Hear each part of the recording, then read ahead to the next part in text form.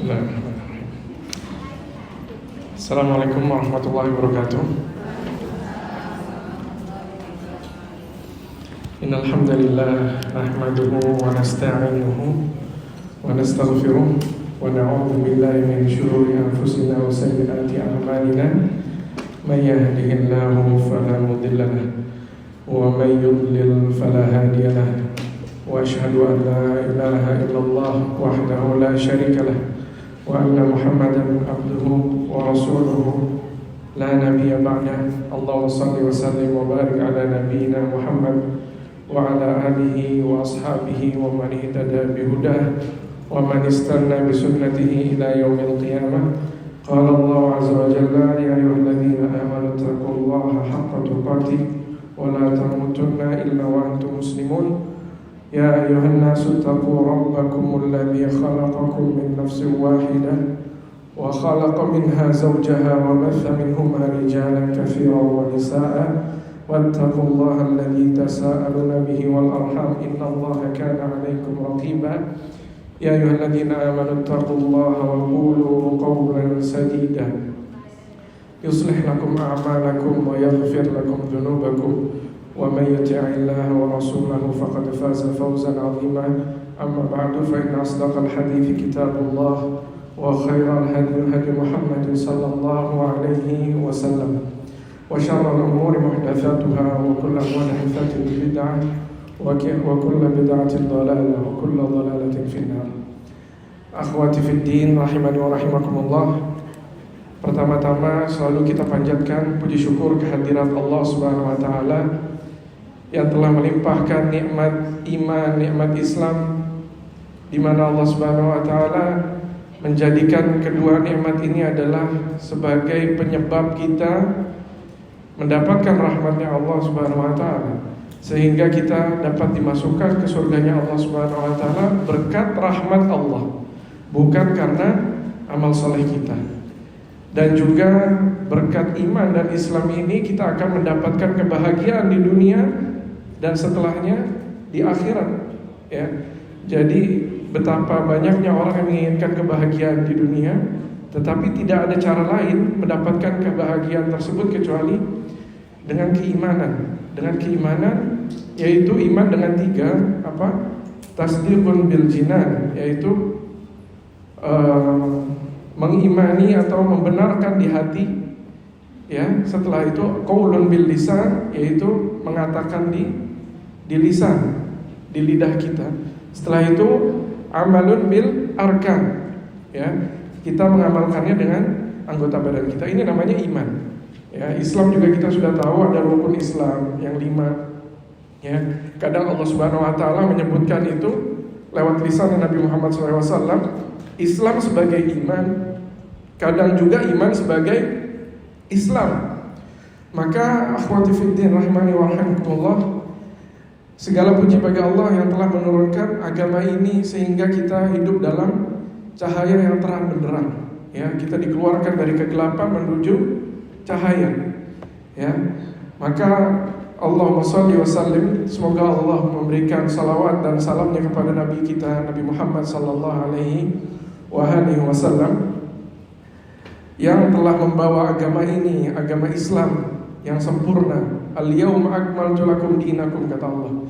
Hari ini aku sempurnakan agama kalian. Berarti yang telah disampaikan risalah oleh Rasulullah SAW telah sempurna. Tidak ada kekurangan sedikit pun, tidak ada yang bertambah sedikit pun. Setelah Rasulullah SAW telah terputus wahyu dan tidak ada yang bertambah. Ada yang bilang, saya mendapat mimpi di sini bahwa bertemu dengan Rasulullah SAW, mendapatkan perintah ini itu. Ini bohong semua, khurafat, kadzab. Tidak boleh dipercaya hal-hal seperti ini, karena semenjak meninggalnya Rasulullah SAW telah terputus syariat agama Islam. Ya, jadi setelahnya adalah tinggal periwayatan agama dari zamannya Nabi Muhammad SAW. Periwayatannya itu berarti apa? Jadi ada dua yang perlu kita pahami. Agama ini ada dua. Yang pertama syariat. Syariat Islam yang harus dijaga, ya. Ini sebagai muqaddimah aja dulu. Syariat Islam yang harus dijaga sampai hari kiamat kelak. Kata Allah Subhanahu wa taala, "Inna nahnu nazzalna dzikra wa inna lahu lahafizun." Sesungguhnya kami yang menurunkan Al-Qur'an ini dan kami yang menjaganya. Berarti Allah akan jaga sampai hari kiamat kelak. Ini agama ini akan terjaga murni sampai hari kiamat kelak dengan menjaga syariat Allah Subhanahu wa taala, Al-Qur'an, Al-Hadits. Ya, kalamnya Rasulullah SAW yang tidak berucap kecuali itu wahyu dari Allah. Wa ma yantiqu 'anil hawa in huwa illa wahyu yuha. Rasulullah SAW tidak berucap dari hawa nafsunya, tetapi beliau semuanya mendapatkan wahyu dari Allah Subhanahu wa taala. Ya, ini syariat yang harus dijaga. Ya, pemahamannya dengan pemahaman siapa? Pemahaman para sahabat radhiyallahu anhum ajma'in. Karena sekarang banyak yang mereka yang mengaku dirinya sebagai salafi gitu. Ya, pemahamannya pemahaman salaf, tapi bilangnya berakidah Asy'ari, Maturidi, ya, terus berfikihnya madhab Syafi'i, ya, terus apa lagi? Ada lanjutannya, ada 4 itu. Ya, tapi kenapa nggak berakidah dengan akidahnya Imam Syafi'i kalau mengambil imam sebagai madhab fikihnya Imam Syafi'i? Padahal kita mengakui imam yang 4 semua. Umat Islam mengakui imam yang 4. Tetapi yang lain ada Mu'tazilah, ada Maturidiyah, ada Asy'ariyah, ada Karramiyah, ada Qaramitah, ada Ibadiyah, ada Rafidhah. Ini semua di luar imam yang 4, ya. Jadi kita nggak boleh mengikuti yang di luar imam 4 ini dalam maupun akidah ataupun dalam fikih, ya. Kita sudah memiliki imam yang 4 karena imam yang 4 ini sudah diakui oleh seluruh umat Islam, sanadnya tersambung sampai Rasulullah SAW. Adapun yang lain nggak ada jaminan. Bahkan kalau dicek selain imam yang 4 yang tadi saya sebutkan, madhab atau firqah yang lain itu mereka ujung-ujungnya hanya sampai di seseorang yang mengaku sebagai imam, tapi nggak ada sambungannya ke para sahabat atau sampai ke Rasulullah SAW. Ya, jadi mereka sekarang banyak yang mengaku salaf, tapi perlu dicek lagi apakah sampai ke sahabat dan Rasulullah SAW, karena mereka adalah khairul qurun, adalah golongan terbaik Rasulullah SAW dan para sahabatnya. Ini nggak akan dipungkiri oleh semua umat Islam. Ya, Rasulullah SAW bilang di hadisnya yang sahih, khairun nasi qarni, sebaik-baik manusia adalah abadku. Ya, berarti apa? Rasulullah SAW dan para sahabatnya. Tsummal ladzina yalunahum, kemudian yang setelahnya lagi, berarti para tabi'in, setelahnya lagi tabi'ut tabi'in.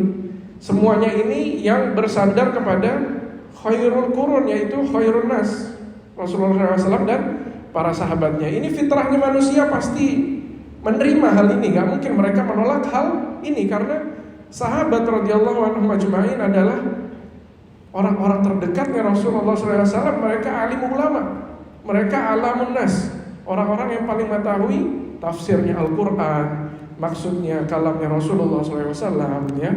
Seperti itu. Jadi setelah syariat yang harus dijaga, yang kedua adalah al-ulama.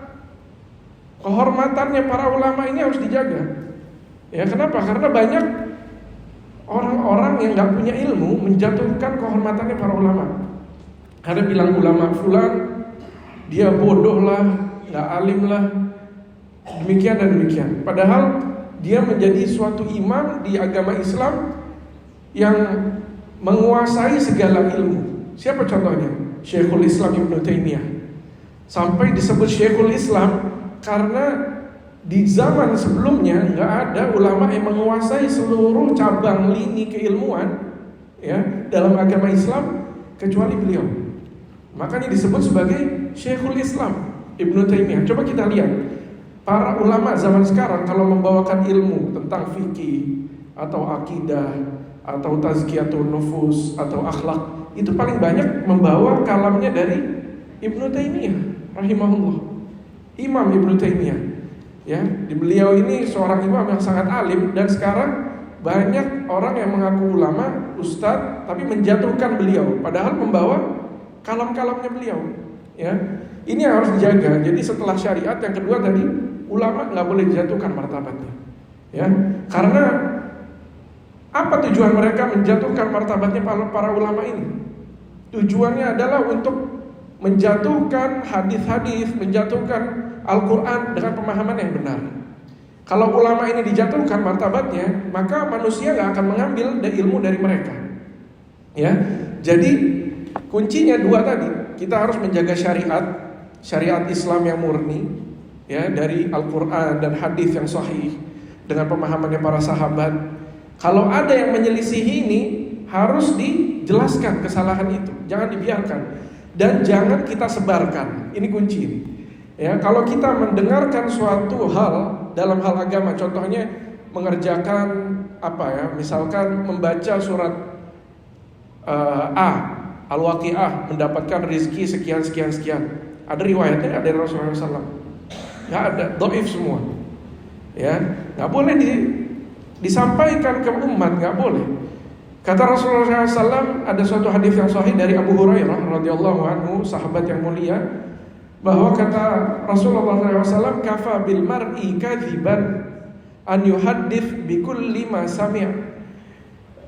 Cukuplah bagi seseorang itu disebutkan sebagai pembohong, ya, kalau dia mengucapkan atau mengabarkan segala apa yang dia dengar. Ya, kalau kita dapat suatu kabar di WhatsApp, status WhatsApp, atau di Instagram story dan lain-lain, TikTok, ya, itu kadang-kadang kabar itu nggak ada riwayatnya, sanadnya kemana, ya kan? Riwayatnya Imam Muslim atau Bukhari atau yang lain, ya. Kadang-kadang nggak ada riwayat seperti itu, tapi kita takjub gitu sama kabarnya, kayaknya wah gitu. Kabarnya nih bagus nih kalau kita sebarkan, tapi kita nggak tahu ini benar apa enggak. Nah, jadi poinnya apa? Harus kita cek dulu kabar ini benar apa enggak. Tabayyun namanya. Di surat Al-Hujurat kata Allah Subhanahu wa taala, ya ayyuhalladzina amanu in ja'akum fasiqun binaba'in fatabayyanu.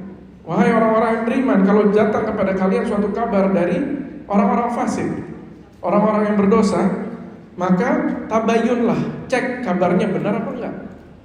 Ya. Karena kebanyakan orang sekarang enggak bertabayyun, jadi enggak ngecek dulu kabarnya, langsung disebarkan. Padahal kalau dia sebarkan, dia angkat itu ke status, atau dia broadcast, atau dia kirim ke teman-temannya, itu bisa tersebar ke seluruh dunia dalam waktu cuma beberapa detik mungkin. Cepat di zaman sekarang ini. Jadi hati-hati kita dalam menyebarkan suatu kabar. Ini pembukaan untuk kita masuk ke dalam suatu pembahasan yang sangat penting ya di dalam agama ini, yaitu bagaimana kita berromantis sama Allah Subhanahu wa taala, mendapatkan cintanya Allah Subhanahu wa taala. Kita mencintai Allah dan Allah mencintai kita. Kenapa ini penting? Kenapa? Ada yang tahu nggak? Ada yang bisa nyebutin?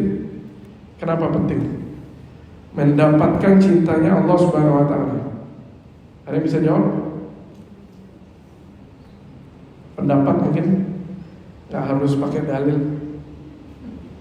Ada yang tahu nggak? Kenapa harus mendapatkan cintanya Allah Subhanahu wa taala? Kenapa? Iya, kenapa kita harus dicintai Allah Subhanahu wa taala? Kenapa? Apa manfaatnya? Bisa masuk surga. Ya, coba silakan. Masya Allah ya. Itu salah satu kelebihan juga dari dicintai Allah Subhanahu wa taala, menjadi pandangan kita dijaga sama Allah, tangan kita dijaga, kaki kita dijaga, lisan kita dijaga, ya, pendengaran kita, mata kita dijaga. Ini sebagai apa? Bentuk penjagaan dari Allah Subhanahu wa taala. Barakallahu fikum. Ini benar.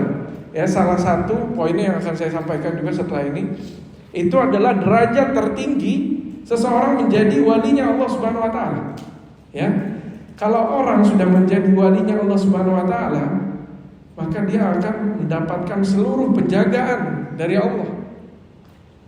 Makanya dibilang Orang yang menjadi walinya Allah Subhanahu wa taala itu nggak ada ketakutan bagi dia, nggak ada rasa sedih bagi dia.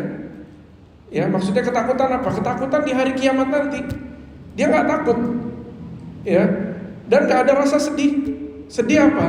Hal-hal yang sudah dia lewatkan di dunia ini. Entah itu kenikmatan dunia yang dia nggak dapatkan, entah itu dosa-dosa dia yang dia kerjakan, itu nggak ada kesedihan bagi dia. Apa ayatnya di Allah Subhanahu wa taala berfirman, "Ala inna awliya Allahi la khaufun 'alaihim wa la hum yahzanun." Ketahuilah bahwa sesungguhnya wali-walinya Allah itu tidak ada ketakutan bagi dia dan tidak ada kesedihan bagi dia. Ya, tadi kita sudah sebutkan apa ketakutannya, apa kesedihannya. Ya, bukan maksudnya ketakutan itu pada ketakutan hal-hal di dunia, bukan. Takut, misalnya takut menjadi orang munafik, takut apa hal-hal yang syar'i, takut sama Allah Subhanahu wa taala, bukan itu maksudnya. Tetapi takut nanti di akhirat, ya. Takut azabnya Allah Subhanahu wa taala setelah dia sudah mati. Udah gak ada ketakutan karena Allah gak akan mengumpulkan ketakutan di dunia dan ketakutan di akhirat di dalam satu hati, gak akan Allah kumpulkan. Ya, perhatikan ini. Ketakutan, orang yang takut sama Allah di dunia, dia gak akan mendapatkan ketakutan di akhirat. Tetapi orang yang merasa aman di dunia, nanti dia akan mendapatkan ketakutan di akhirat. Orang merasakan keamanan, aman dari azab Allah, gak takut dia dari azab Allah, nanti dia akan ketakutan di akhirat. Ya, jadi Allah juga gak akan mengumpulkan dua keamanan dalam satu hatinya orang. Kalau dia merasa aman di dunia, dia gak akan aman di akhirat. Tetapi kalau dia gak merasa aman di dunia, dia akan merasa sangat aman di akhirat. Ya. Setelah itu apa kata Allah? Siapa walinya Allah ini yang gak takut dan gak sedih? Kata Allah, alladzina amanu wa kanu yattaqun. Mereka adalah orang-orang yang beriman. Maksudnya apa iman ini? Mentauhidkan Allah, beribadah hanya kepada Allah. Kufur terhadap segala sesembahan selain Allah Subhanahu wa taala. Ini namanya iman. Wa kanu yattaqun, dan dia bertakwa kepada Allah Subhanahu wa taala. Mengerjakan segala perintahnya Allah di atas Al-Qur'an dan Sunnah yang benar, yang sahih, ya, atas pemahamannya para sahabat, dan mengharapkan pahala dari sisi Allah Subhanahu wa taala, yaitu surganya Allah Subhanahu wa taala. Ini yang benar, ya. Bukan berarti kalau kita mengharapkan surga itu enggak ikhlas, bukan. Tetapi justru yang ikhlas itu yang mengharapkan surga dari sisi Allah Subhanahu wa taala, karena ini janjinya Allah. Dari setiap amalan, setiap ancaman, ya, Allah pasti mengajarkan apa yang dijanjikan, surga dan neraka. Di surat At-Taubah juga kalau nggak salah, Allah mengabarkan bahwa Allah membeli jiwa-jiwanya kaum mukminin itu dengan apa? Dengan jannah. Allah membeli jiwanya kaum beriman, kaum muslimin, ya, membeli hartanya, membeli jiwanya itu dengan apa? Dengan jannah, kata Allah. Ya. Wa kanu yattaqun, dan dia takut juga terhadap berbuat maksiat kepada Allah. Dia menjauhi maksiat, itu bertakwa. Menjauhi maksiat kepada Allah Subhanahu wa taala di atas apa? Al-Qur'an dan Sunnah. Di atas pemahamannya para sahabat. Karena banyak dari yang saya bilang tadi juga, mereka mengaku salaf tapi bukan memakai pemahamannya para sahabat. Kata mereka, kita punya salaf juga. Salaf mereka imam ini, imam itu, tapi nggak sampai ke sahabat radhiyallahu anhum ajma'in. Ya, ini bukan salaf. Yang dimaksud salaf adalah para sahabatnya Rasulullah sallallahu alaihi wasallam. Kata Rasulullah sallallahu alaihi wasallam ketika menyebutkan tentang kelompok yang selamat. Ya, kata Rasulullah SAW, dia adalah ahlus sunnah wal jamaah, al jamaah, kata Rasulullah SAW. Siapa? Kata para sahabat, wa qalu man hum ya Rasulullah, siapa mereka ini al jamaah? Kata Rasulullah SAW apa? Ma ana alaihi wa ashabi, yaitu apa yang aku berada di atasnya dan para sahabatku. Ya, ini jelas dari Rasulullah SAW.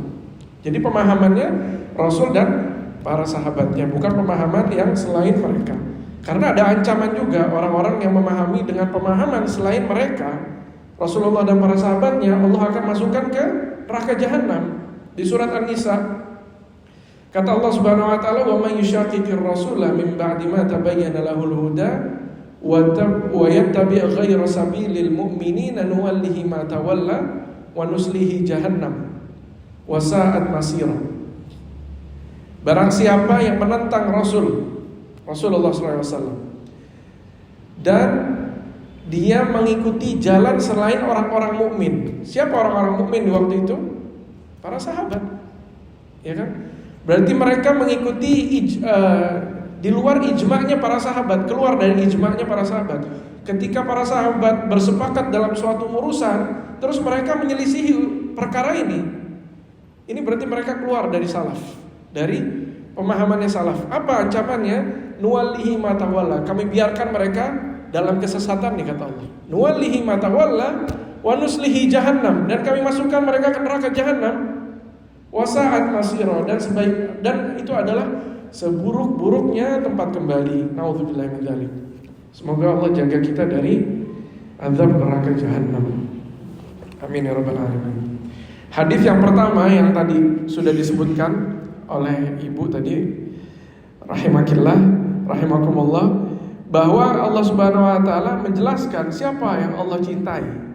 Siapa yang Allah cintai dalam hadis Al-Qudsi. Kata Allah Subhanahu wa taala, "Wa ma taqarraba ilayya 'abdi." Tidaklah hambaku ini mendekatkan dirinya denganku bisyai'in ahabba ilayya, dengan sesuatu yang lebih aku cintai, mimma aftaratu alaihi, daripada yang aku wajibkan kepadanya. Jadi maksudnya apa dari sini? Yang paling aku cintai adalah yang aku wajibkan kepada dia. Pertama nih, kita harus paham, derajat yang harus kita utamakan adalah yang wajib pertama. Makanya apa gunanya kita paham yang wajib apa, yang sunnah apa? Ya kita buat menempatkan mana yang harus kita kerjakan dulu. Yang wajib dulu, semua yang wajib kita kerjakan, baru yang sunnah. Lalu wa ma yazalu 'abdi yataqarrabu ilayya bin nawafil hatta uhibbah. Dan tidaklah seorang hamba ini terus dia berusaha mendekatkan diri sama aku dengan segala yang aku sunnahkan. Sampai apa? Sampai aku cinta sama dia, kata Allah Subhanahu wa taala. Nah, ini setelah Allah bilang Allah cinta sama dia, berarti setelah mengerjakan semua yang wajib, dia berusaha mengerjakan semua yang sunnah. Ya. Apa yang dia mampu, yang sunnah dia kerjakan. Semua dia kerjakan, yang sunnah-sunnah dia kerjakan. Berusaha semampunya. Yang dia gak mampu, gak dia kerjain. Ya, sampai apa? Sampai Allah sudah cinta sama dia. Apa kalau Allah udah cinta sama dia? Fa idza ahbabtuhu, kalau aku udah cinta sama dia, kuntu sam'ahul ladzi yasma'u bihi. Aku yang menjadi pendengaran dia di mana dia mendengar. Wa basarahu alladzi yubsiru bihi, dan aku menjadi penglihatannya di mana dia melihat. Wa yadahu allati yabtishu biha, dan aku menjadi tangannya di mana dia meraba. Wa rijlahu allati yamshi biha, dan aku menjadi kakinya di mana dia berpijak, di mana dia berjalan. Apa ini tadi kita sudah sebutkan bahwa ini adalah penjagaan Allah kepada kita. Berarti apa? Segala yang kita kerjakan itu di bawah kuasanya Allah Subhanahu wa taala, di bawah penjagaan Allah. Kita dijaga dari segala maksiat, dijaga dari segala keburukan yang akan menimpa kita, ya kan? Dijaga dari segala yang kita benci, ya. Dijaga untuk selalu di atas hidayahnya Allah, selalu di atas taufiknya Allah Subhanahu wa taala. Ini maknanya. Bukan benar-benar Allah menjadi pijakan kaki kita, tangan kita meraba. Itu bukan maksudnya Allah bersatu dengan kita, bukan. Karena itu adalah pemahaman yang sesat. Karena itu berarti berakidah dengan wahdatul wujud namanya, ya. Wahdatul wujud itu ada satu firqah sesat yang menganggap bahwa di dalam kita tuh ada Allah. Ini ngaco ini, ya. Masa kita masuk ke kamar mandi, Allah masuk ke kamar mandi? Itu kan tempat yang khabith gitu, tempat yang buruk kamar mandi itu. Gak mungkin pemahaman seperti ini. Ya, maksudnya ilmunya Allah, kekuasaannya Allah bersama kita, bukan zatnya Allah di dalam diri kita. Bahkan ada yang memahami wahdatul wujud ini agama apa? Ada yang tahu nggak ibu-ibu? Nasoro. Mereka memahami bahwa di dalam diri mereka itu ada Allah, di dalam Nabi Isa itu ada Allah, kata mereka. Padahal ini nggak benar seperti ini. Ya, yang benar adalah Allah tetap di tempatnya yang tertinggi. Maksudnya di ketinggiannya Allah. Ya, dengan ketinggiannya, keagungannya Allah, tetapi Allah dapat menguasai kita, dapat menjaga kita dengan ilmunya Allah. Ini pemahaman yang benar. Maka kalau kita udah dijaga dengan penjagaan yang sempurna ini dari Allah Subhanahu wa taala, kita menjadi walinya Allah. Wali itu ada derajat-derajatnya, ada yang tertinggi. Berarti semakin sempurna sunnah yang dia kerjakan, berarti semakin tinggi derajatnya di sisi Allah Subhanahu wa taala, kewaliannya. Ada yang semakin rendah, semakin rendah, semakin rendah. Makin sedikit mengerjakan sunnah, makin rendah kewaliannya di sisi Allah Subhanahu wa taala. Setelah itu apa? Berarti batasnya dia mengerjakan segala yang wajib aja. Ya, ini masih walinya Allah. Kalau dia mengerjakan yang wajib aja masih walinya Allah. Dan dia menjauhi segala yang dilarang oleh Allah Subhanahu wa taala. Ini menjadi walinya Allah masih derajatnya. Tetapi kalau dia sudah berani melanggar, mengerjakan dosa-dosa, ya, durhaka sama Allah, durhaka sama Rasulullah SAW, maka dia sudah keluar dari derajat walinya Allah Subhanahu wa taala. Lanjut di hadis, diakhiri sama Allah Subhanahu wa taala di hadis ini yang diriwayatkan oleh Imam Al-Bukhari, wa in sa'alani la u'tiyanna. Ya. Jika dia minta sama aku, maka betul-betul aku bersumpah, kata Allah 2 kali. Dengan lam taukid di sini dan nun tasydid, itu berarti maksudnya Allah bersumpah 2 kali. Aku sungguh-sungguh aku bersumpah, maknanya dalam bahasa Indonesia, betul-betul akan aku kasih dia apa yang dia minta. Wala in ista'adzani la u'idzanna. Kalau dia meminta pertolongan, meminta perlindungan kepadaku, betul-betul aku bersumpah lagi 2 kali lagi, aku akan berikan perlindungan kepada dia, kata Allah Subhanahu wa taala. Berarti apa? Udah, ini semua hajat kita ada di sini udah. Kalau kita menjadi walinya Allah Subhanahu wa taala, udah selesai urusannya. Yang kita minta semua dikabulin sama Allah. Kita minta perlindungan semua dikasih sama Allah Subhanahu wa taala. Hadis ini diriwayatkan oleh Imam Al-Bukhari. Ya. Ini sangat penting hadis ini buat diamalkan. Jadi kalau kita udah ketahui, kita amalkan. Kita usaha cari ilmu, apa yang wajib-wajib, apa yang sunnah-sunnah, ya kan? Apa yang haram, apa yang makruh. Yang haram dulu kita tinggalkan, kerjain yang wajib dulu. Setelah itu tinggalkan yang haram. Baru kerjain yang sunnah. Ya, usaha kerjain yang sunnah-sunnah, tinggalkan yang makruh. Ya, makruh itu berarti apa? Kalau dikerjakan nggak berdosa. Tetapi kalau ditinggalkan mendapat pahala, itu namanya makruh. Ya, juga kata salah satu keutamaan dan dicintai kita sama Allah Subhanahu wa taala adalah ketika Allah mencintai kita, seluruh muka bumi, seluruh makhluk yang ada di bumi ini akan mencintai kita. Apa hadisnya? Apa dalilnya? Kata Rasulullah SAW dari hadis dari sahabat yang mulia Abu Hurairah radhiyallahu anhu, bahwa Rasulullah SAW bersabda, "Idza ahabballahu al-'abda," jika Allah mencintai seseorang hamba, nada Jibril, Allah panggil nih Jibril, "Wahai Jibril, inni uhibbu fulanan," sesungguhnya aku cinta sama fulan. Ya, fa ahibbuhu, maka kalian semua cintailah dia, kata Allah Subhanahu wa taala. Fa yuhibbuhu ahlus sama, maka semua penduduk langit cinta sama dia. Bayangin, semua penduduk langit cinta sama dia. Tsumma yudha'u lahu al-qabulu fil ard, kemudian dijadikan atau diberikan kepada seluruh penduduk bumi, diterimanya dia di seluruh penduduk bumi. Jadi dia juga dicintai sama seluruh penduduk bumi. Bayangin, kalau udah dicintain Allah, berarti apa? Jangan sampai kita melanggar batas-batas Allah, bermaksiat sama Allah karena takut gak enak sama seseorang. Jangan. Kenapa? Kalau kita durhaka, akhirnya kecintaan Allah itu hilang. Allah gak cinta sama kita, maka dicabut tuh kecintaan yang Allah suruh para malaikat cintai kita, tapi dicabut lagi. Akhirnya penerimaan kita di bumi dicabut juga. Makanya kadang-kadang orang ada yang misalkan diajak karaoke gak enak, ikut, ya kan? Diajak dangdutan gak enak, ikut, ya kan? Padahal dia dibenci sama Allah, ya kan? Dia dibenci sama Allah karena ini gak enakan. Tapi dia berani melanggar karena dia takut dibenci sama temannya. Padahal kalau dia menolak, gak mau mohon maaf ya, aku lagi gak mau gitu. Pokoknya jelasin aja dengan baik-baik. Dia akan dicintai sama seluruh penduduk bumi dan langit semuanya. Allahu Akbar. Ya, jadi ini sebenarnya harus menjadi prinsip kita dalam berkehidupan sehari-hari. Ya, cintanya Allah itu harus kita utamakan dibanding cintanya para makhluk.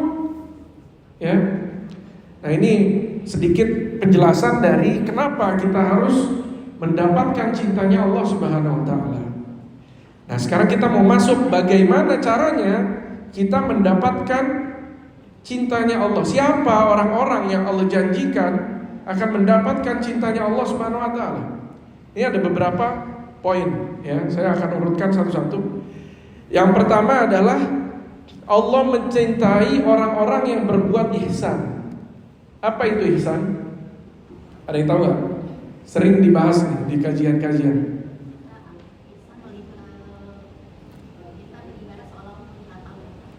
Masya Allah, betul. Ya, dilengkapi terus ya. Setelah seakan-akan melihat Allah, akhirnya,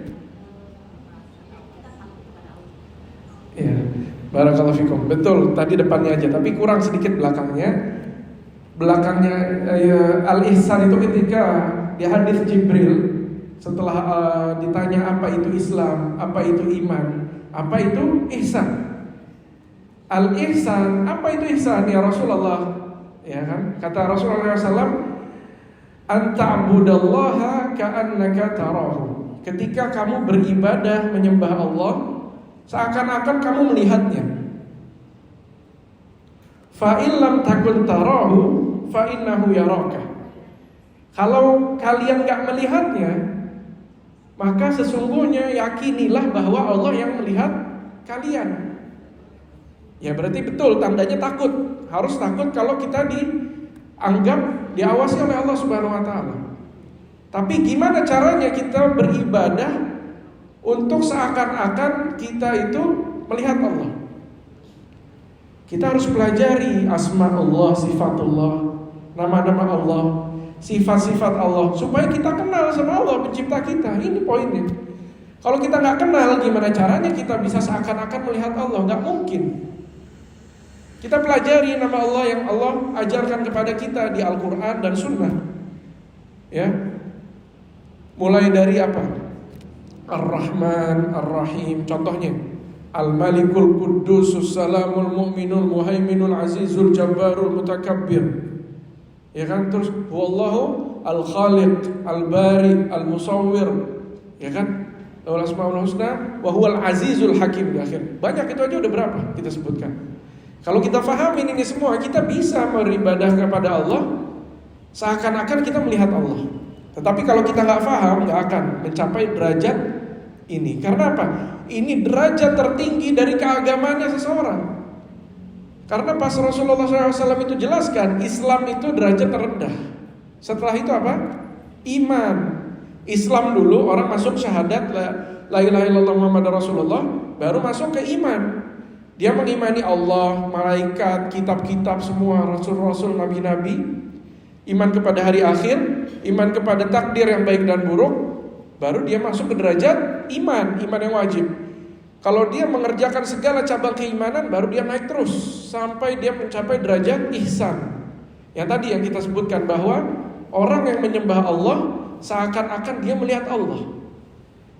Caranya seperti tadi yang kita sudah sebutkan, dengan mengenal Allah Subhanahu wa taala dalam nama-namanya dan sifat-sifatnya. Ya, ini perlu kajian yang sangat panjang mempelajari ini. Setelah itu kita masuk ke yang setelahnya. Kalau kalian nggak mampu ke derajat ini, apa yang turun sedikit di bawahnya? Yaitu kalian merasa diawasi oleh Allah Subhanahu Wa Taala. Ya kan? Apa namanya muraqabatullah? Selalu kita merasa diawasi oleh Allah Subhanahu Wa Taala di saat depan orang-orang ataupun sendirian. Makanya di hadis yang sahih juga kata Rasulullah SAW, ittaqillaha haitsuma kunta. Bertakwalah kalian kepada Allah dimanapun kamu berada, sendiri ataupun sama orang lain. Ya, ihsan. Tadi kita udah kasih tahu pengertiannya. Ayatnya apa? Di surat Al-Baqarah ayat 195. Ini yang pertama.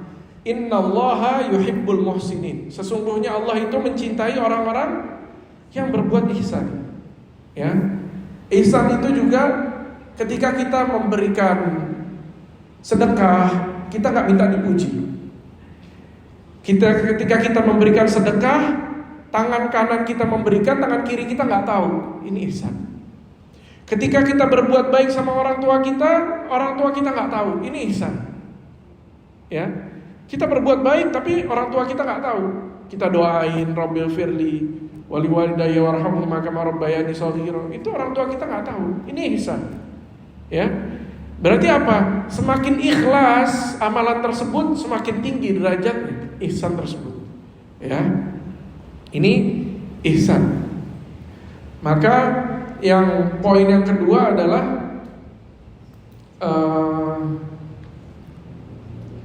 sebelum masuk poin kedua, yaitu yang namanya ihsan juga kita berbuat baik sama Allah Subhanahu Wa Taala, berakhlak baik dengan Allah Subhanahu Wa Taala, dan berakhlak baik dengan manusia. Dua, berakhlak baik sama Allah, berakhlak baik sama manusia. Berakhlak baik sama Allah berarti apa?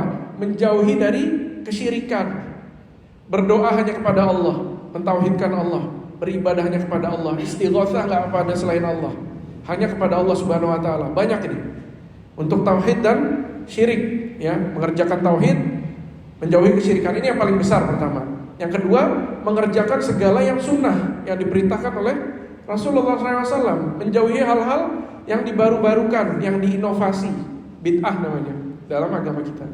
Menjauhi bid'ah, karena diperingatkan oleh Rasulullah SAW yang tadi kita juga bahas di hadis yang pembukaan itu.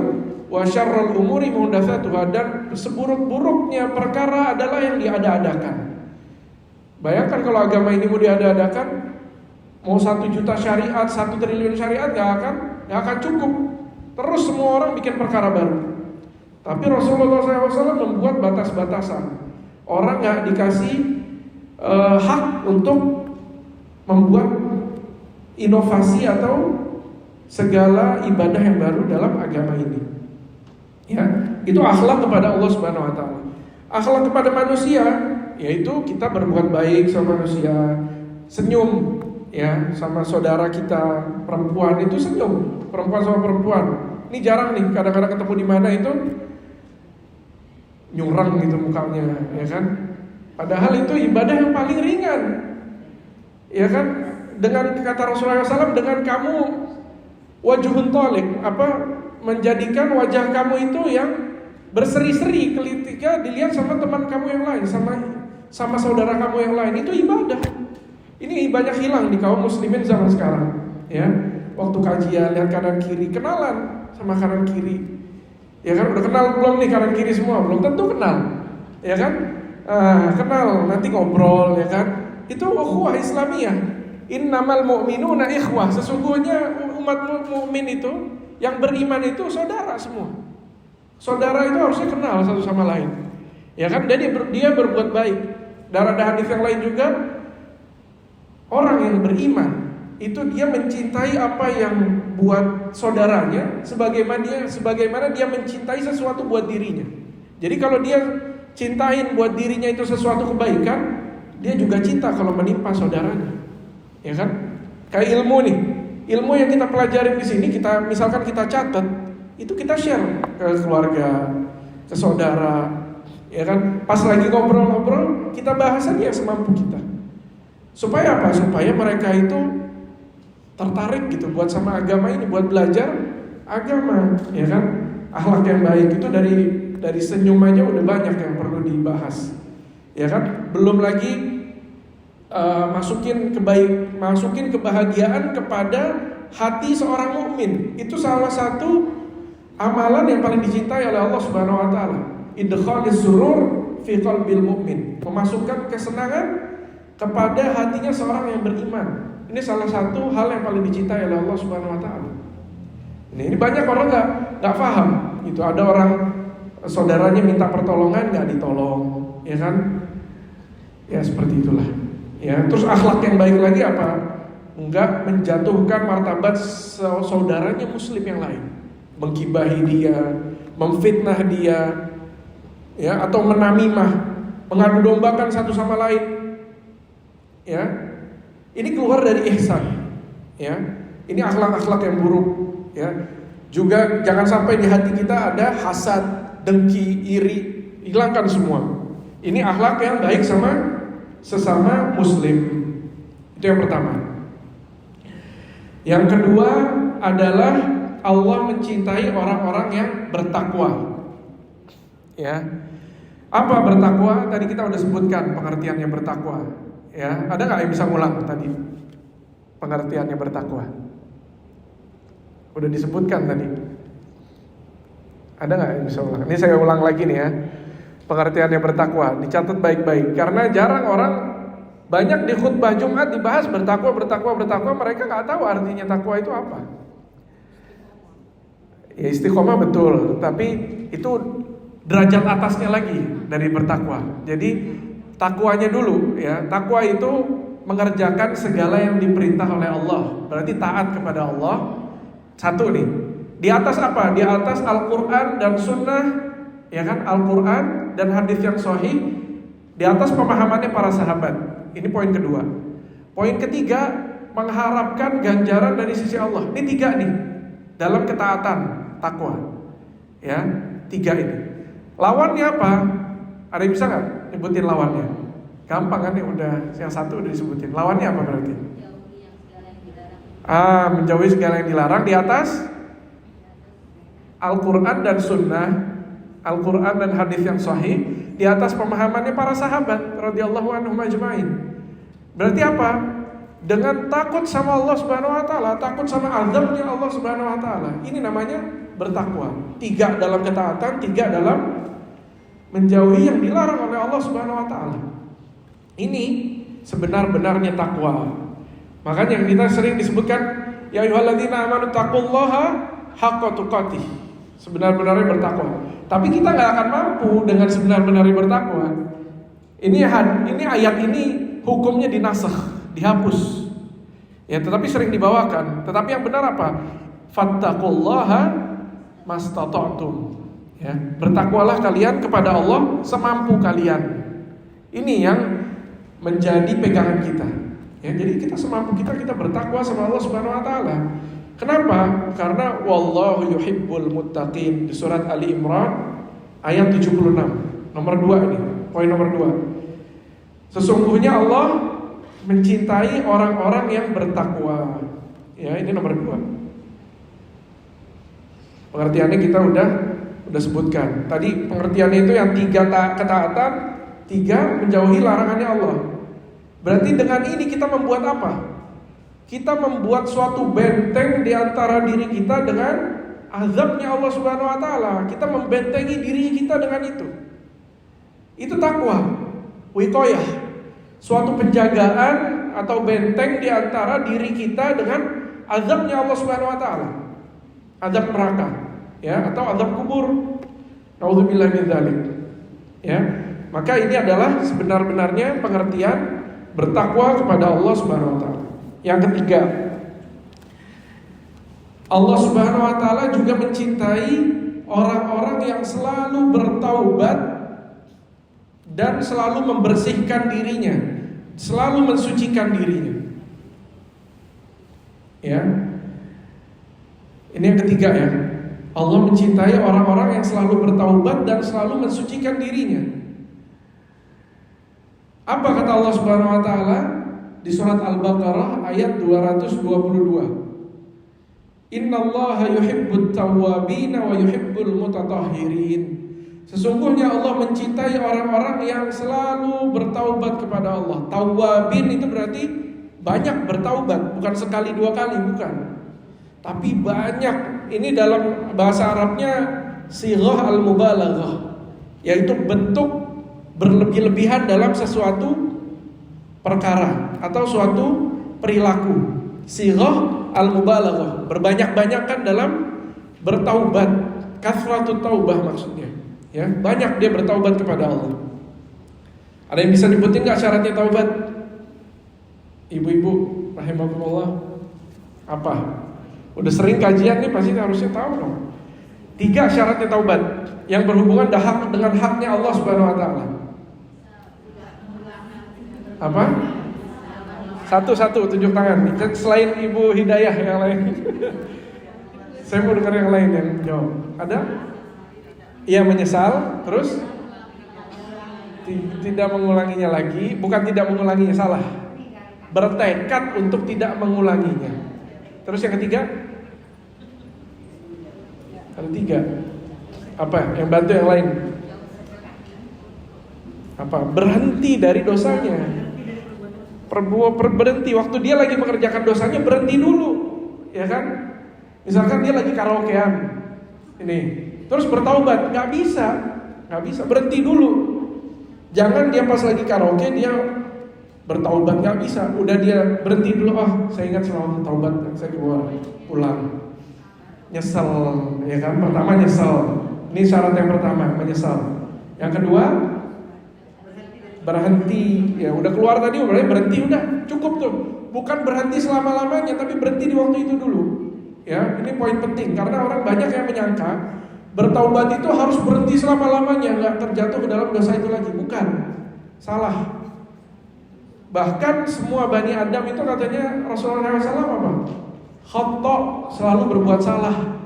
Kalau selalu berbuat salah itu berarti dosa lagi. Jadi harus taubat lagi, terus, ya. Setelah berhenti, bertekad dulu. Di dalam hati tekad berarti apa dia? Berarti dia taubatnya jujur sama Allah Subhanahu wa taala. Kalau dia nggak bertekad, saya mau ngerjain lagi lah nanti, itu belum taubat yang benar. Kemungkinan nggak diterima taubatnya sama Allah kalau dia masih nggak bisa bertekad. Tapi dia bersihin dulu hatinya, bersihin jujur sama Allah, dia takut sama Allah, datangkan tuh rasa takut sama Allah, takut azabnya Allah, azab neraka. Maka taubat dengan sebenar-benarnya taubat. Kata Allah Subhanahu wa taala di surat At-Tahrim, ya ayyuhalladzina amanu tubu ilallahi taubatan nasuha. Wahai orang-orang yang beriman, bertaubatlah kalian kepada Allah dengan taubat yang nasuh. Benar-benar jujur taubatnya kepada Allah Subhanahu wa taala dengan syarat 3 ini, ya, yang udah kita sebutkan tadi. Ada tambahan 1 syarat lagi untuk yang menzolimi saudaranya. Apa? Dia harus minta dihalalkan dari harta yang diambil dari saudaranya, atau dia ganti. Ya, kalau misalkan itu suatu kezoliman, yaitu memukul atau menggibahi, memfitnah, dia minta maaf. Ya, makanya berat orang yang menggibahi saudaranya itu karena susah minta maaf sama yang digibahinya, ya kan? Setengah mati sebenarnya. Seperti itu. Ini at-tawwab tadi, ya. Yang kedua, mutatahhirin. Orang yang selalu mensucikan dirinya. Mensucikan dari apa? Dari najis-najis yang ada di pakaiannya pertama. Ya, 2 nih. Yang pertama, mensucikan dari segala kotoran yang ada di badannya. Yang kedua, mensucikan dari segala kotoran yang ada di hatinya. Apa? Kesyirikan, ya kan, dengki, hasad, iri, perkara yang diada-adakan, bid'ah, semua. Orang yang mensucikan dirinya, hatinya ini, dia akan menjadi hati yang salim. Kata Allah Subhanahu wa taala di surat kalau nggak salah As-Saffat. Yauma la yanfa'u malun wala banun. Oh, bukan As-Saffat ini, Asy-Syu'ara. Yauma la yanfa'u malun wala banun illa man atallaha biqalbin salim. Di hari itu, hari kiamat nanti nggak akan bermanfaat harta-harta kita, wala juga harta keturunan kita, nggak akan bermanfaat, nggak akan menolong kita mereka. Asy-Syu'ara, betul ya, Asy-Syu'ara. Yauma la yanfa'u malu wala banun. Keturunan kita nggak akan bisa menyelamatkan kita dari api neraka. Harta-harta kita juga nggak bisa. Maksudnya harta yang kita wariskan, harta yang kita nggak belanjakan di jalan Allah itu kita wariskan kan, itu nggak akan bisa menyelamatkan kita dari azab neraka. Illa man atallaha biqalbin salim, kecuali orang-orang yang mendatangi Allah di hari kiamat nanti dengan hati yang selamat. Selamat dari apa? Dari hal yang kita udah sebutkan tadi, kesyirikan, bid'ah, ya, iri, dengki, hasad, ya, hiqd, al-ghil, dengki, hasad. Ini harus kita bersihkan. Kalau kita bersihkan dari ini, insya Allah selamat. Walaupun kita ada dosa-dosa, insya Allah selamat.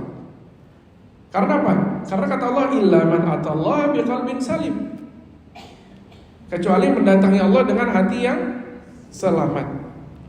Ya, ini poin nomor berapa tadi? 3. Ya, jadi kita harus membersihkan. Tadi bukan hanya baju-baju kita, tapi hati kita. Dari dosa-dosa juga kita bertaubat. Itu membersihkan hati juga. Ya. Salah satu caranya yang paling gampang selain bertaubat, beristighfar.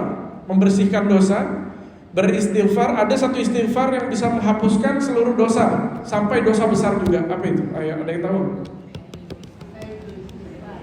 Bukan itu. Sayyidul istighfar itu betul menghapuskan dosa, tapi nggak sampai dosa-dosa besar. Ada istighfar yang itu diriwayat di hadis yang sahih. Perlu dicatat nih istighfarnya gimana. Astaghfirullahalladzi la ilaha illa huwal hayyul qayyum wa atubu ilaih. Tiga kali. Astaghfirullahalladzi la ilaha illa huwal hayyul qayyum wa atubu ilaih. Enggak ada al-azim ya. Alladzi. Astaghfirullahalladzi la ilaha illa huwal hayyul qayyum wa atubu ilaih. 3 kali. Kata Rasulullah SAW dari hadis Abu Hurairah radhiyallahu anhu, ghufira lahu walau farra minaz zahf, diampuni dosanya walaupun dia kabur dari medan perang. Bayangin, kabur dari medan perang itu dosa kecil apa besar? Dosa besar. Jadi dianggap sama para ulama bahwa dengan menyebutkan 3 kali istighfar ini, seluruh dosa besarnya diampuni. Ya, karena kabur dari medan perang adalah salah satu dosa terbesar. Ya, ini kalamnya para ulama. Ya, itu cara membersihkan hati juga. Karena kalau kita banyak kotoran di hati, titik-titik hitam, dosa-dosa, itu jadi berat kita ngerjain ibadah. Mau baca Al-Quran susah, malas, ngantuk, ya kan? Baca zikir juga malas, zikir pagi petang, ngantuk, tidur, ya. Karena hati kita ini, jiwa ini pengennya yang santai-santai, pengennya males-malesan aja, enak-enak, sama yang berat-berat nggak mau gitu. Kadang-kadang kalau datang kajian, enaknya udah telat-telat aja deh gitu, ya. Telat 15 menit, 30 menit nggak apa-apa gitu. Padahal ya kita harus lawan itu, gitu kan? Itu suatu hal yang harus kita lawan, karena kenyamanan itu di dunia ini nggak akan membawa kesenangan di akhirat. Ya, jadi kalau kita mau aman di akhirat, kita harus bersusah-susahan dulu di sini, berjihad, berjuang. Astaghfirullahalladzi la ilaha illa huwal hayyul qayyum wa atubu ilaih. Ya, cukup jelas ya, insyaallah. Nanti kalau kurang jelas saya kirimin rekamannya. Ya, nanti ada grupnya itu. Saya kirimin rekaman kajian ini full, ya, 1 jam kira-kira kayak Ibu Hidayah, insyaallah saya kirimin. Selanjutnya poin nomor 4, ya. Siapa yang dicintai oleh Allah Subhanahu Wa Taala? Orang-orang yang bertawakal kepada Allah. Ya. Apa dalilnya? Kata Allah di surat Ali Imran ayat 159. Kata Allah Subhanahu wa taala, "Fa innallaha yuhibbul mutawakkilin." Sesungguhnya Allah itu mencintai orang-orang yang bertawakal kepada Allah. Siapa orang-orang yang bertawakal? Orang-orang yang selalu menyerahkan segala perkaranya pasrah sama Allah. Tapi berusaha dulu, poinnya 2 berarti. Harus berusaha dulu, baru menyerahkan segalanya kepada Allah Subhanahu wa taala. Bukan gak berusaha tapi pasrah aja, bukan. Usaha dulu. Misalkan kita punya anak yang gak baik lah gitu. Misalkan diperintahkan ini gak nurut, disuruh sholat gak mau. Kita usaha dulu. Kita usaha ajak dia ke kajian, atau nasihati dia, atau ajak ustadz atau ustadzah misalkan nasihatin dia, ya kan? Usaha sebisa kita nasihatin dengan lisan kita juga bisa dengan yang baik, ibunya, ya kan? Atau saudara kita nasihatin, terus kita berdoa sama Allah, sisanya baru tawakal sama Allah. Begitu juga dalam rezeki, itu caranya tawakal. Berusaha dulu. Berusaha yang penting ada, bukan gak berusaha sama sekali, ya. Ada orang yang bilang, oh saya berdoa aja sama Allah, tapi saya gak berusaha sama sekali, udah tawakal sama Allah. Salah. Berarti dia gak tahu namanya tawakal yang sebenar-benarnya tawakal, ya. Bahkan bertawakal itu hanya boleh kepada Allah Subhanahu wa taala, gak boleh bertawakal kepada selain Allah. Menggantungkan diri sama bos, menggantungkan diri sama orang tua, menggantungkan diri sama anak gak boleh. Sama saudara gak boleh. Menggantungkan diri sama siapa? Allah Subhanahu wa ta'ala, yang maha kuat, maha pemberi rezeki, maha baik segala-galanya, yang maha paling menyayangi kita, Ar-Rahmanur Rahim, paling menyayangi hambanya, Al-Hakim, yang paling memiliki hikmah, memiliki bijaksana. Segala yang kita rasakan ini pasti yang terbaik dari Allah Subhanahu wa ta'ala. Itu poinnya. Bertawakal kepada Allah, ya. Yang poin yang selanjutnya, poin kelima, yaitu Allah Subhanahu wa taala mencintai orang-orang yang berbuat adil. Adil, ya. Di surat Al-Maidah ayat 42, kata Allah Subhanahu wa taala, "Wa aqsitu innallaha yuhibbul muqsitin." Dan berbuat adillah kalian, karena sesungguhnya Allah mencintai orang-orang yang berbuat adil. Di surat Al-Maidah juga di awal-awal surat itu, i'dilu huwa aqrabu littaqwa. Berbuat adillah kalian karena sesungguhnya dia lebih dekat kepada ketakwaan. Adil. Ya. Jadi Allah mencintai orang-orang yang berbuat adil ini di apa?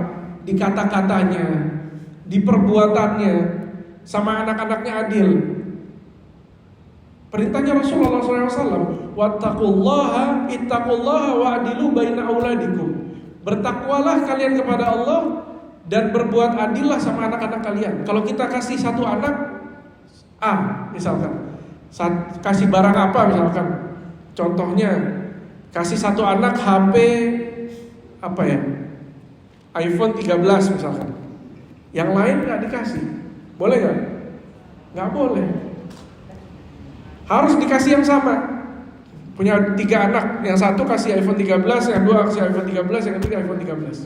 Kalau gak mampu adil, jangan kasih yang satu lebih banyak, turunin derajatnya. Kalau gak bisa kasih iPhone 13, kasih apa? Xiaomi kek, atau apa yang lain-lain lah, Android apa yang lain, yang kita mampu untuk berbuat adil terhadap anak kita. Ini namanya adil, ya. Berbuat adil juga sama diri kita. Kita beribadah, kita kasih hak juga buat diri kita buat beristirahat, ya kan? Bukan kita sepanjang semalam suntuk itu sholat malam terus gak ada istirahatnya, enggak. Rasulullah SAW gak suka orang seperti itu. Tapi Rasulullah SAW suka orang yang memberikan haknya setiap orang. Wa innaka li nafsika hak, kata Rasulullah SAW. Sesungguhnya bagi dirimu itu punya hak. Hak yang perlu ditunaikan. Istrimu atau suamimu punya hak, ya kan? Anak-anakmu punya hak, tetanggamu punya hak, saudara-saudaramu punya hak, orang tuamu punya hak. Ditunaikan semua haknya orang-orang. Itu namanya adil. Lawannya apa? Lawannya adil. Zalim. Ya. Jadi kita nggak boleh berbuat zalim lawannya. Zalim itu juga ketika kita menempatkan sesuatu tidak pada tempatnya, itu namanya zalim. Menempatkan sesuatu tidak pada tempatnya, zalim. Ya. Maka ini adalah pengertian dari berbuat adil. Lawannya adalah zalim. Bahkan imam yang adil, ada yang tahu nggak? Mendapatkan apa di hari kiamat nanti? Imam yang adil mendapat naungannya Allah. Barakallahu fikum. Masya Allah, pintar ini, pintar-pintar. Mendapatkan naungannya Allah Subhanahu wa taala, di mana di hari itu nggak ada naungan selain naungan Allah. Yauma la dzilla illa dzilluh. Di hari yang panas, di mana jarak matahari itu 1 mil di atas kepala kita. Itu keringat kita bercucuran, nanti kita akan direndam keringat kita sesuai dengan amalan kita. Misalkan kita amalannya banyak, luar biasa banyaknya, itu direndam semata kaki sama keringat kita. Yang sedikit amalannya tenggelam, ada yang segini, selutut, ada yang sepinggang, ada yang tenggelam, keringatnya merendam dia. Ini saking panasnya menunggu nanti di Yaumul Hasyr, hari dikumpulkannya seluruh umat manusia. Ya. Nah di situ itu nanti ada naungannya Allah Subhanahu wa taala. Kita nggak tahu naungannya itu apa, cuma kita tahunya itu naungan Allah. Kita nggak boleh bilang begini begitu, bagaimananya nggak boleh. Ini cara memahaminya. Ya, nanti kadang-kadang ada yang bilang, orang-orang yang suka menyesatkan itu bilang, oh itu mujassimah, tajsim katanya. Berarti melazimkan jasad atau jism bagi Allah Subhanahu wa taala. Padahal kita nggak ngomong gitu. Kita hanya bilang ada naungan Allah, ya kan? Allah mau ngasih naungan berupa apa, ya itu terserah Allah, nanti kita serahkan sama Allah Subhanahu wa taala. Yang penting kita dinaungi sama Allah. Imam yang adil tadi pertama disebutkan di naungan yang dinaungi oleh Allah Subhanahu wa taala.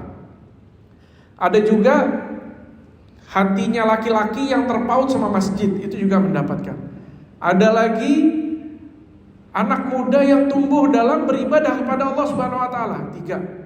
Ada lagi seseorang yang bersedekah dengan tangan kanannya, tangan kirinya nggak tahu, 4. Ada lagi seseorang laki-laki yang digoda oleh perempuan yang seperti Yusuf dan Zulaikha itu kisahnya, dan dia bilang ini akhafullah, aku itu takut sama Allah, 5. Ya kan? Ya nanti yang 6 sama 7 cari sendiri di rumah ya, insyaallah. Panjangan. Tadi nomor berapa tuh? 5. Sekarang nomor 6. Allah Subhanahu wa taala mencintai hamba-hambanya yang berendah hati terhadap kaum mukminin dan keras terhadap kaum kafir. Ya. Apa dalilnya? Di surat Al-Maidah ayat 54. Perlu dicatat ya dalilnya ini, ayat 54 di surat Al-Maidah. Allah Subhanahu wa taala berfirman, "Ya ayyuhalladzina amanu may yartadda minkum an dinihi fasawfa ya'tillahu biqaumin yuhibbuhum wa yuhibbunah adzillatin 'alal mu'minin a'izzatin 'alal kafirin yujahiduna fi sabilillahi wa la yakhafuna lawmata la'im." Wahai orang-orang yang beriman, barang siapa yang murtad dari kalian, dengarkan baik-baik. Kalau kita dipanggil orang-orang yang beriman, wahai orang-orang yang beriman, dengerin baik-baik. Berarti kita dipanggil karena kita orang-orang yang beriman. Barang siapa yang murtad dari kalian dari agamanya, dari agama Islam maksudnya. Kalau disebutkan dini, murtad keluar dari agama Islam, maka Allah akan mendatangkan suatu kaum yang Allah cinta sama mereka. Yuhibbuhum wa yuhibbunah, dan mereka cinta sama Allah. Adzillatin 'alal mu'minin. Nih, orang-orang yang dicintai sama Allah berarti apa? Mereka itu tawadu sama orang-orang mukmin, rendah hati sama orang-orang yang beriman, enggak keras, enggak kasar, enggak mengusir kajiannya orang-orang yang beriman, ya kan? Enggak memerangi orang-orang yang beriman. Kadang-kadang diganjel kajian-kajian, ya kan? Ini bukan orang yang dicintai Allah. Adzillatin 'alal mu'minin a'izzatin 'alal kafirin, mereka keras sama orang-orang kafir. Bukan malah menjaga gereja-gereja, ya kan? Nah, ini kebalik. Kajian-kajian dibubarkan, diusir, nggak boleh kajian, gereja-gereja dijaga. Ya, ibadah-ibadahnya agama-agama lain dijaga. Ya, kita nggak usah sebutkan lah, namanya udah pada tahu semua, insya Allah. Ya, jadi harusnya justru kita kebalikannya. Yang dicintai oleh Allah Subhanahu Wa Taala adalah yang rendah hati kepada kaum mukminin, orang-orang yang beriman, saling menyayangi sama orang-orang beriman, keras sama orang-orang kafir. Yujahiduna fi sabilillah, dan mereka berjihad di jalan Allah Subhanahu wa taala. Menuntut ilmu ini berjihad di jalan Allah. Kita ini susah dalam menuntut ilmu, kita perlu keluar dari rumah, naik mobil, naik motor, kadang naik angkot, naik bis, ya kan? Susah. Menuntut ilmu, keluar uang, keluar tenaga, waktu hilang. Tapi apa? Ini jihad di jalan Allah Subhanahu wa taala. Yujahiduna fi sabilillah. Kita emang gak berperang di medan perang, tapi kita berperang menuntut ilmunya Allah Subhanahu wa taala, dan kita usaha menyebarkan ilmu ini. Wala yakhafuna laumata laim, dan mereka enggak takut celaannya orang-orang yang mencela, enggak takut. Ini orang yang dicintai oleh Allah Subhanahu wa taala.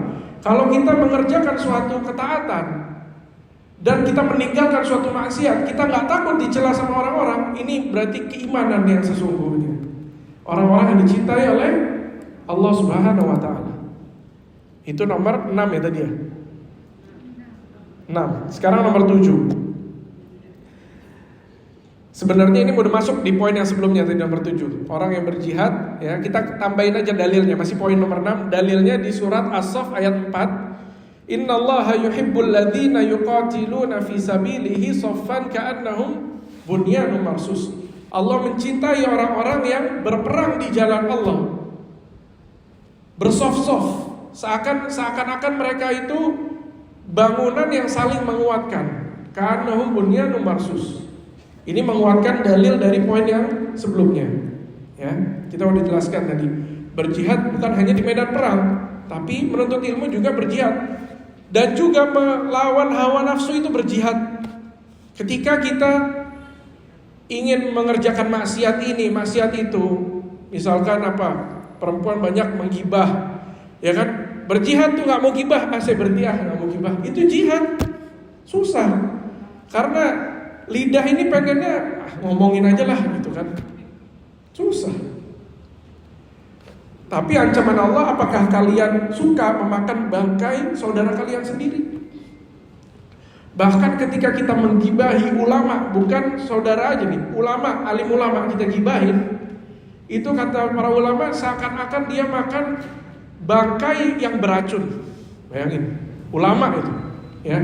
Jadi hati-hati, kita jangan menggibah para ulama. Tapi kalau kesesatannya para ulama, wajib kita jelaskan kepada orang lain. Kenapa?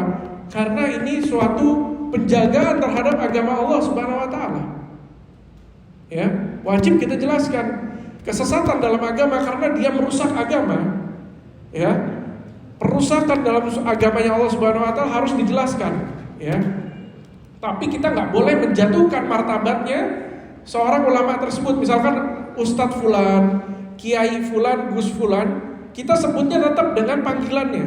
Misalkan Ustadz Fulan, Kiai Fulan, itu begini, dia salah dalam hal ini. Tapi kita nggak boleh menjatuhkan martabatnya. Ini cara adil, ya. Orang yang adil, tadi kan kita udah sebutkan dalilnya. Orang yang adil dicintai oleh Allah Subhanahu wa taala.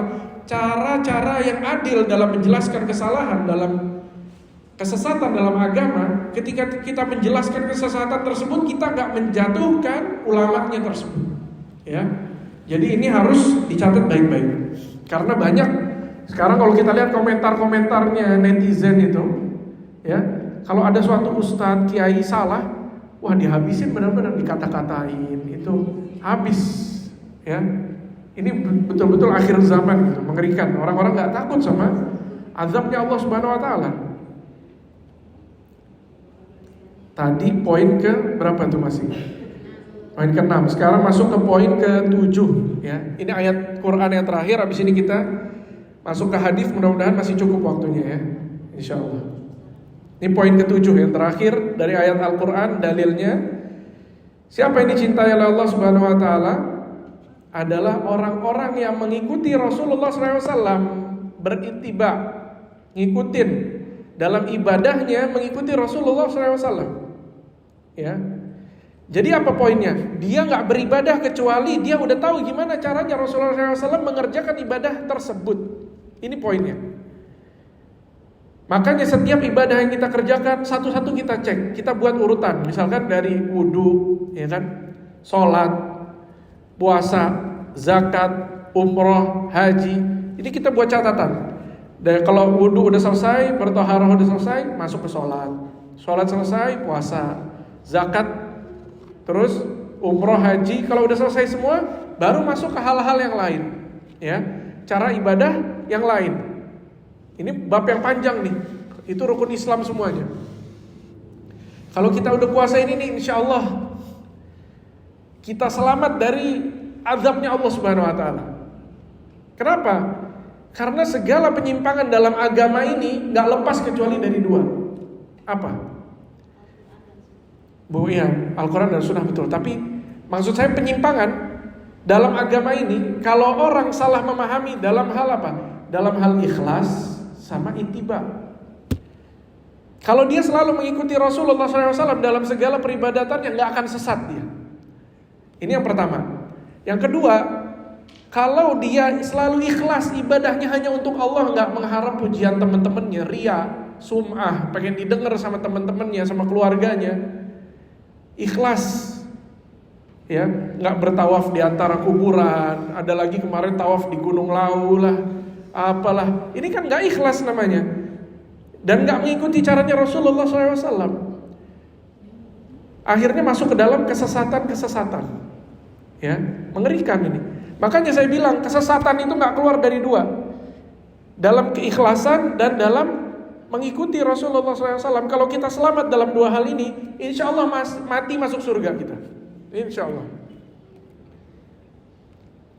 Ini dalilnya mau saya sebutkan dari surat Ali Imran, ya, ayat 31. Qala Allah Ta'ala, "Qul in kuntum tuhibbunallaha fattabi'uni yuhibbukumullahu wa yaghfir lakum dzunubakum wallahu ghafurur rahim." Katakanlah ya Muhammad, kata Allah, perintah Allah buat Nabi Muhammad sallallahu alaihi wasallam, kalaulah kalian mencintai Allah.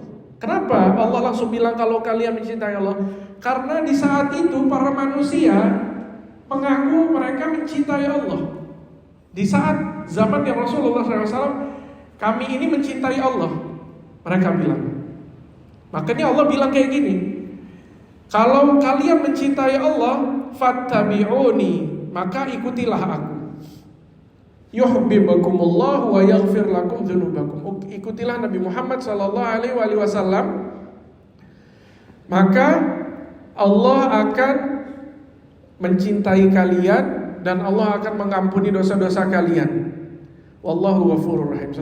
Sesungguhnya Allah itu yang Maha Pengampun lagi Maha Penyayang. Ya. Ini yang terakhir dari ayat Al-Quran yang saya sampaikan. Saya mau kasih satu aja hadis tambahan, ya, supaya nggak berlama-lama lagi. Karena udah diingatkan ini, waktunya udah kepanjangan. Yaitu orang yang akan mendapatkan mimbarnya Allah, mimbar dari cahaya nanti di hari kiamat. Itu orang-orang yang saling mencintai karena Allah Subhanahu wa taala. Al-mutahabbina bi jalali. Ya. Orang-orang yang saling mencintai karena keagunganku, kata Allah Subhanahu wa taala, akan mendapatkan mimbar dari cahaya di mana para nabi cemburu sama dia. Bayangin. Para nabi cemburu sama dia. Berarti apa? Kalau mencintai karena Allah itu, kita ketika melihat teman kita taat nih kayak gini, bilang sama teman kita sebelah kita, uhibbuka fillah, uhibbuki fillah. Aku cinta sama kamu karena Allah Subhanahu wa taala. Ya kan? Itu nanti apa? Nanti akan mendapatkan mimbar dari cahaya ini di hari kiamat kelak. Ya kan? Uhibbuka itu buat laki, kalau perempuan uhibbuki. Ya. Kalau buat kalian uhibbukum. Uhibbukum fillah. Ya, karena uhibbukum fillah karena apa? Karena ketaatan. Ya kan? Terus apa? Ada tambahannya lagi. Innallaha azza wa jalla bilang, berkata, Allah Subhanahu wa taala berkata, qad haqqat mahabbati lil ladzina yatahabbuna min ajli.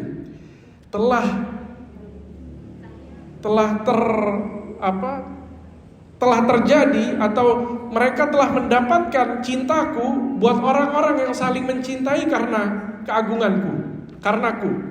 Ya kan? Terus apa? Wa haqqat mahabbati lil ladzina yatasafuna min ajli. Dan mereka mendapatkan cintaku buat orang-orang yang saling membersihkan penyakit-penyakit di hatinya karena keagunganku. Karena aku, yang tadi kita udah sebutkan, hasad, iri, dengki, hasad dan lain-lain, saling membersihkan hatinya. Dan juga wa haqqat mahabbati lil ladzina yatazawaruna min ajli. Dan mereka mendapatkan kecintaanku buat orang-orang yang saling menziarahi, saling berkunjung karena aku, kata Allah. Ya. Saya mengunjungi ibu-ibu semua di sini karena Allah Subhanahu wa taala. Mendapatkan berarti mahabbahnya Allah Subhanahu wa taala. Wa haqqat mahabbati lil ladzina yatabadzaluna min ajli.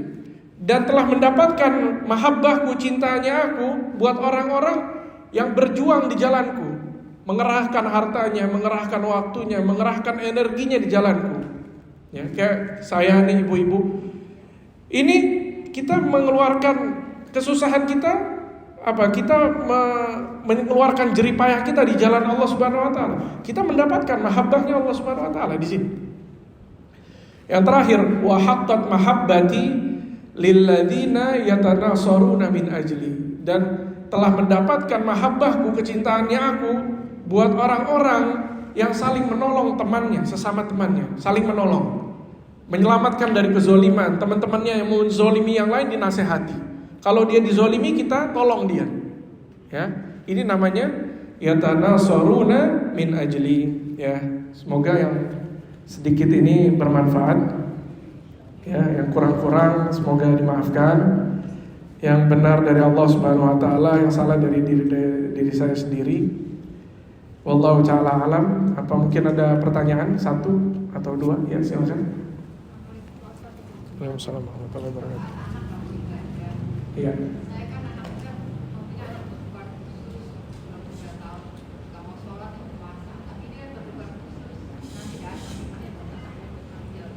Iya, barakallahu fikum.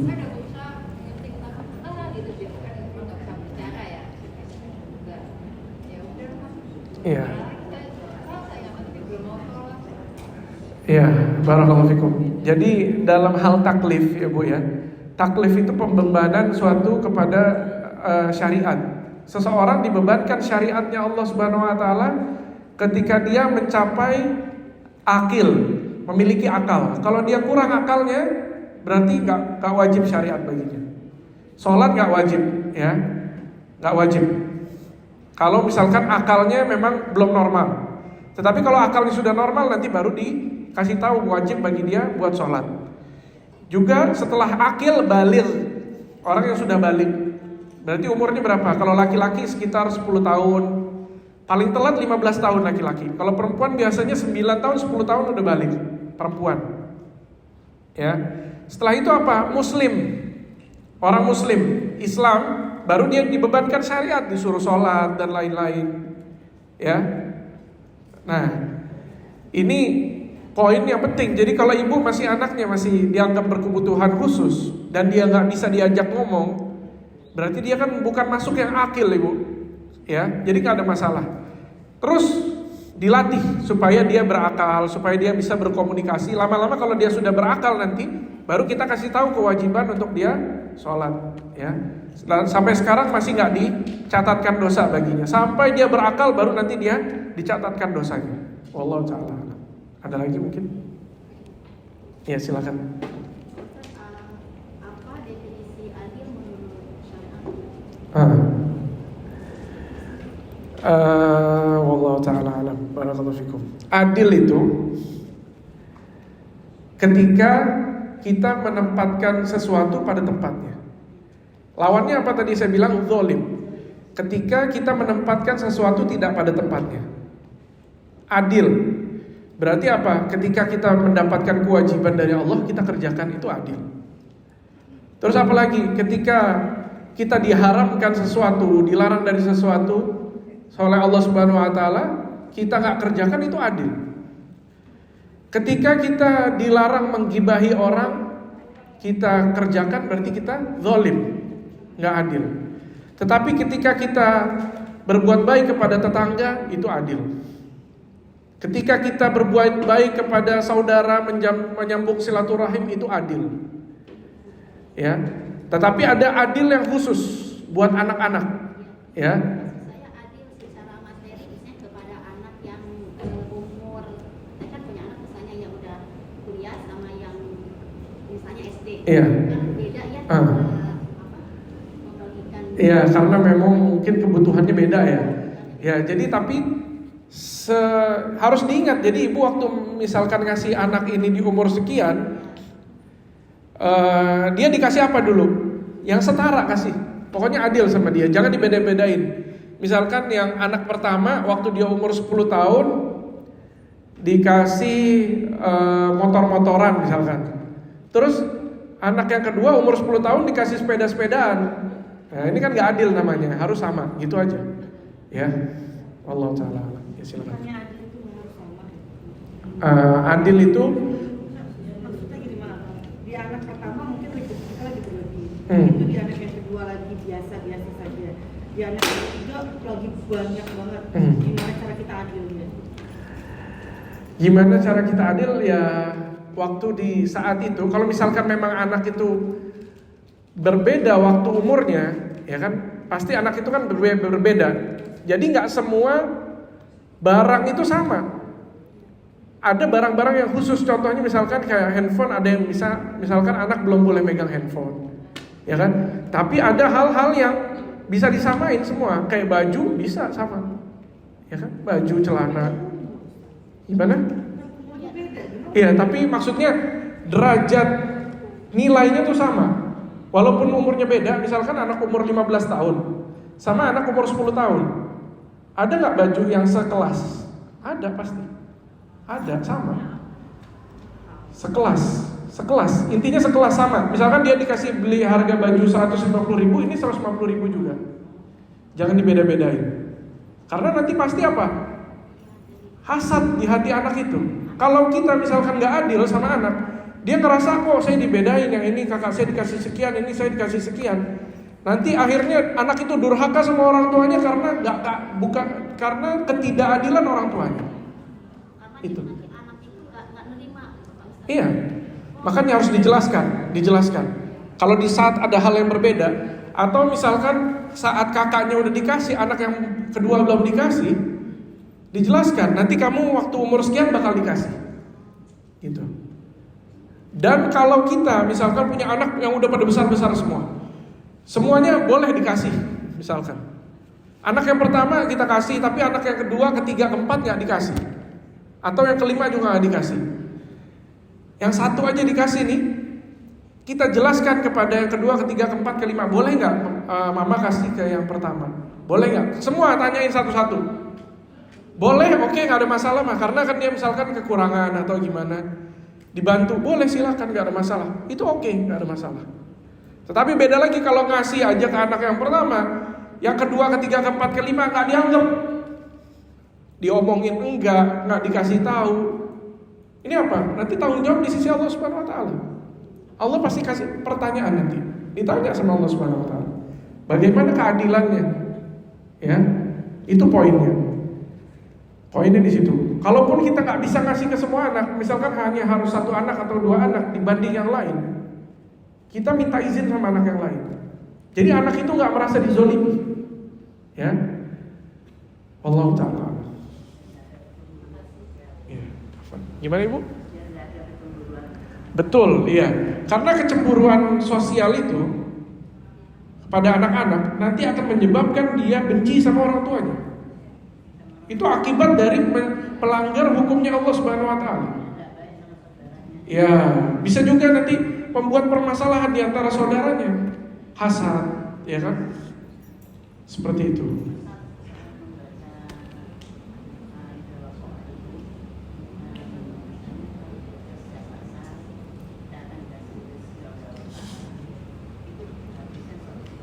Tilawah Qur'annya apa? Surat apa itu?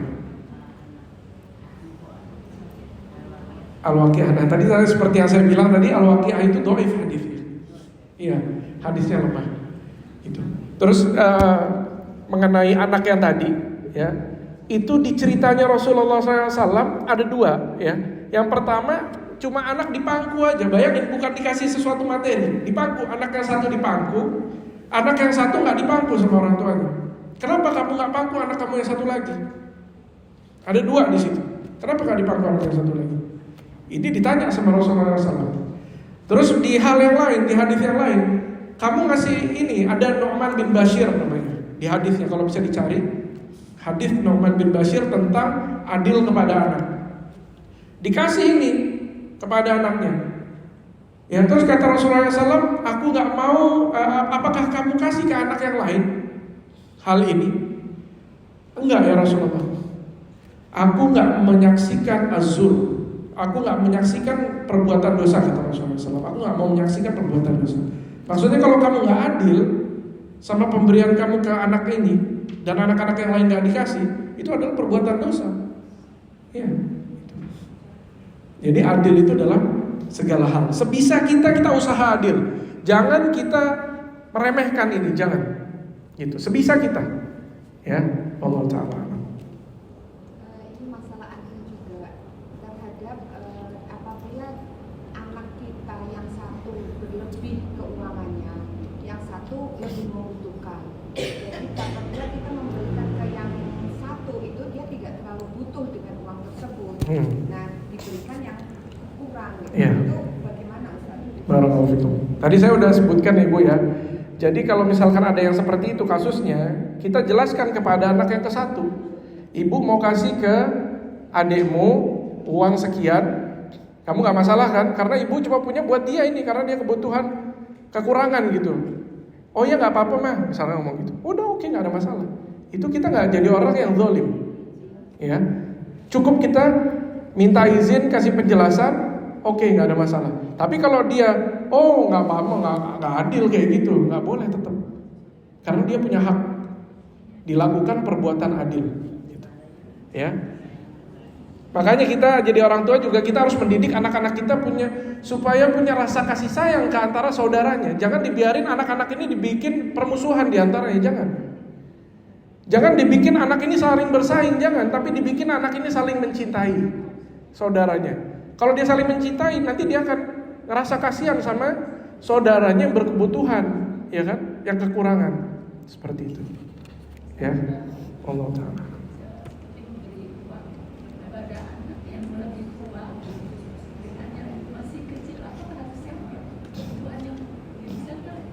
Ya. Iya, barakallahu fikum. Seperti yang saya sebutkan sebelumnya, kalau misalkan kebutuhannya berbeda di waktunya, misalkan nanti di anak yang kedua itu akan mencapai umur sekian dan memiliki kebutuhan yang sama, kita harus kasih hal yang sama juga. Itu namanya adil. Bukan di waktu yang sama ya, bukan di waktu yang sama, tapi kita harus siapkan nanti kalau kita anak ini mencapai umur yang sama, kita mau kasih juga. Ya, kalau kita memang mendapatkan rezeki yang diberikan oleh Allah. Tapi kalau kita usaha adil, di hati kita pengen adil, pasti Allah kasih rezeki itu, pasti. Rezeki itu hal yang sangat mudah bagi Allah Subhanahu wa taala. Allah Ar-Razzaq dzul quwwatil matin. Enggak akan Allah yang Maha Kaya Al-Ghani. Ya. Kalau kita minta bersandar sama Allah Subhanahu wa taala, itu pasti Allah akan bikin kita secukup-cukupnya. Hati kita akan cukup. Dan kalau kita berusaha berbuat adil, Allah pasti akan bantu kita, yakin. Kalau berdoa sama Allah, yakin. Jangan ada kekurangan atau keraguan sedikit pun. Ya, Allah Ta'ala alam. Semoga yang sedikit ini bermanfaat. Kita tutup dengan doa kafaratul majlis masing-masing. Subhanakallahumma bihamdika asyhadu an la ilaha illa anta astaghfiruka wa atubu ilaik. Sallallahu wasallam wa baraka ala nabiyina Muhammad wa ala alihi wasallam. Wa akhiru da'wana alhamdulillahi rabbil alamin. Wassalamualaikum warahmatullahi wabarakatuh.